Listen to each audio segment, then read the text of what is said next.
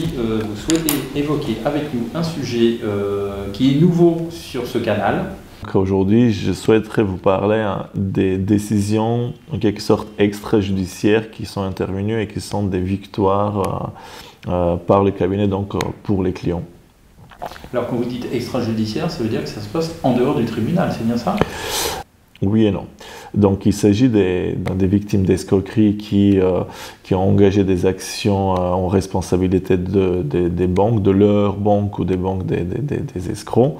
Et en réalité, les parties ont convenu préalablement de mettre terme au litige, que le demandeur se désiste de son action et le défendeur paye une certaine somme d'argent. Et concrètement, comment ça se passe, ce genre de choses? Vous avez un échange directement avec la partie adverse, avec l'avocat? Ça se formalise comment? Oui, ça se fait comme tous les dossiers de demande d'indemnisation des victimes. Ça commence par une lettre, par un courrier de mise en demeure. Ensuite, les clients, les victimes assignent, enfin, le cabinet assigne les banques et la procédure litigieuse, la procédure contentieuse débute. Au cours de cette procédure contentieuse intervient donc un protocole transactionnel. Donc les deux parties se rapprochent, proposent de mettre terme au litige. Donc il s'agit d'une solution pas alternative, mais les parties conviennent mettre terme. Donc c'est un peu le but de la justice, hein. Toujours la justice, les juges, le tribunal essayent de rapprocher les parties afin de trouver une solution amiable.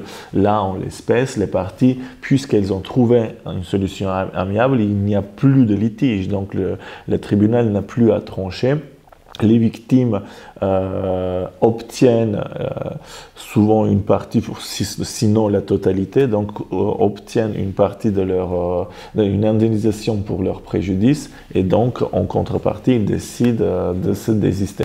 Vous êtes dans une procédure où vous partez en assignation et d'un seul coup, il se passe quelque chose.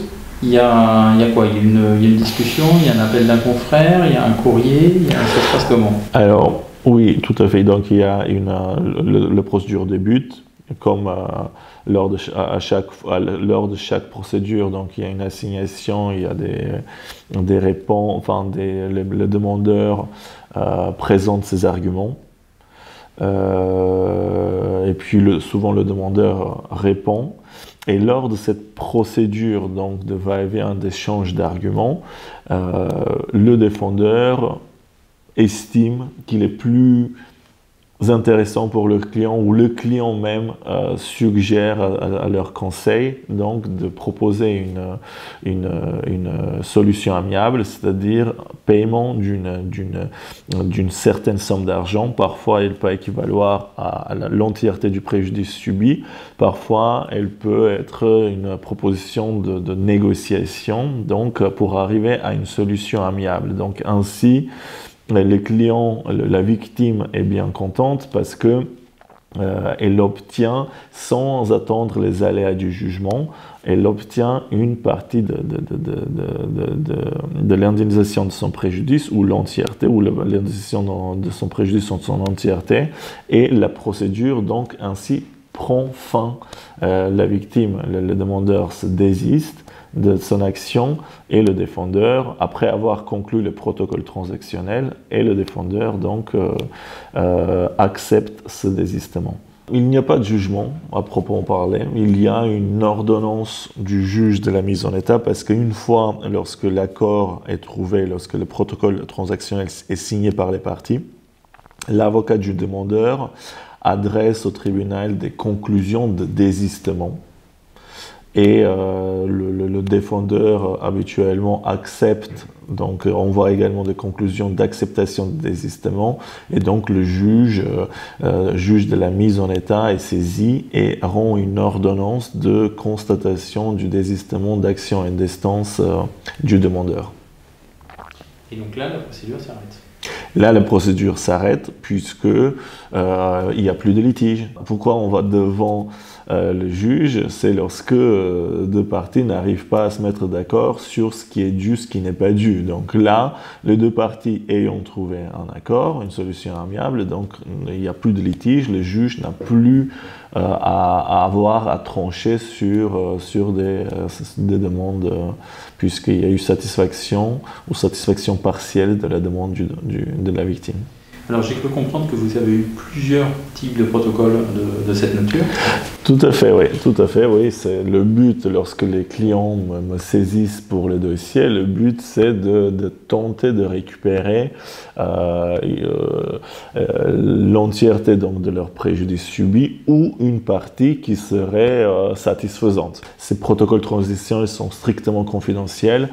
Oui, donc c'est la raison pour laquelle en fait vous n'avez pas et on n'a pas communiqué jusqu'à présent sur ce type de solution pour les victimes. On vient d'informer les victimes d'escroquerie que ces genres de solutions existent. Il n'y a pas, le litige n'est pas forcément résolu que par un jugement favorable, mais ça peut parfois les banques préfèrent, lorsqu'ils voient que le litige est sérieux, qu'il y a des chances de gain, ils préfèrent ne pas risquer un jugement plus défavorable ou pour une quelconque raison préfèrent mettre fin au litige d'une manière amiable. Et est-ce qu'il y a des éléments plus forts que d'autres qui font qu'une partie adverse va souhaiter initier ce type de protocole?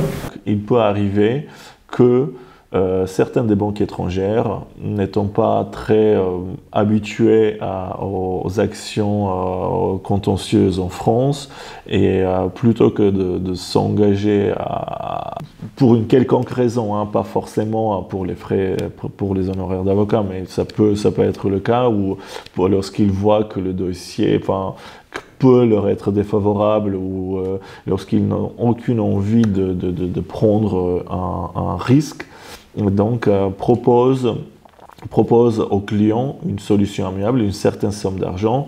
Souvent elle est intéressante et les clients donc ont plutôt tendance à accepter. Ensuite, pour les autres banques, ça peut être une bonne relation avec la banque, ça peut être également une possibilité de ne pas gagner pour la banque, ou alors parfois éviter une jurisprudence défavorable. Ça peut aussi être le cas, et donc les raisons sont multiples, mais souvent c'est lorsque les chances de gain sont relativement élevées. Maître Novakov, merci pour ces éléments, d'avoir partagé avec nous ces décisions qui sont méconnues. Merci.